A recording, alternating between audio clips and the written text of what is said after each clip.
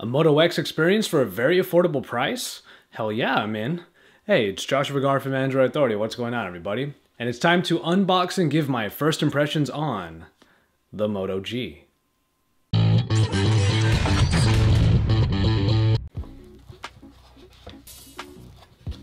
And there it is already.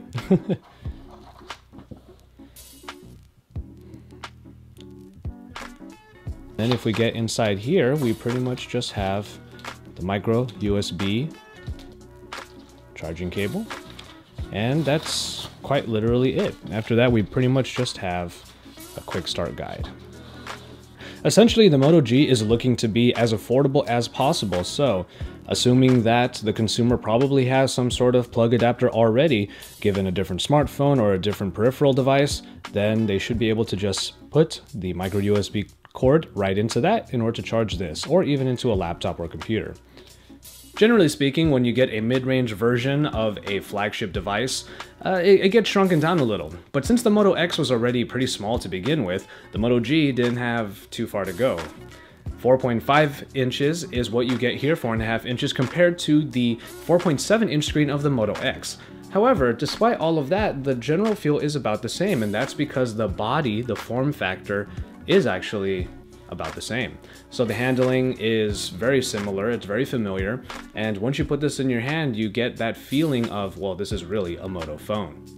But then that's where the similarities kind of start to fade away. Starting on the front, we do have the LCD screen, and obviously what that means is it won't have active notifications. Active notifications, after all, require the AMOLED type screen that allows for the activation of particular pixels. So this LCD screen, despite coming in at 720p resolution, does not have the particular feature that differentiated the Moto X. When you come around the back, it's not the soft touch, let's say premium feeling plastic of the Moto X, especially if you get sort of that matte back that is available.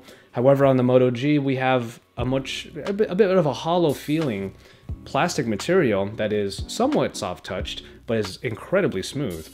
And when you put it in your hand and you feel that plastic, it does kind of feel like a real budget-minded phone. And also that back cover is removable, allowing you to replace it with other colors in case you want to customize the Moto G to your liking. To remove the back cover of your Moto G, press the center and grip the bottom edge, lift up from the bottom. All right, let's see how that looks. It's definitely not as easy as it kind of sounds. After all, you're going to have your finger digging into the micro USB port. Good Lord. Boy, I'll tell you, this is definitely giving the Moto G a little bit more in the build quality column. Well, the cover does come off, and that also means that you can get a bunch of different colors of it, maybe even different materials. I mean, you never know what Moto will have in mind for the customization of the Moto G, but there you go. And of course, here's the warning that the battery is not removable, so don't even try to take it out. It's also worth mentioning that you're not going to get the touchless control either. And what that basically means for the Moto G is that it is a budget, accessible way of getting into the Android ecosystem. So quite obviously, the most exciting part about this phone is its price. $179 gets you the Moto G at the base 8GB model unlocked.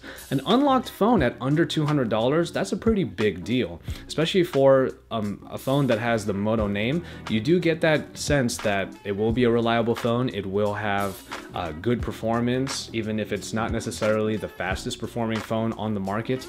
But more than that, the reason why I'm actually really excited to have this in my hand right now is because at that price point, it's obvious to me that this is going to be a great way to get, let's say, someone who doesn't want to be in other ecosystems anymore, an easy entry point into the Android ecosystem. Keep it tuned to Android Authority for our continuing Moto G coverage. We're going to have a lot of content for you regarding this really interesting budget phone.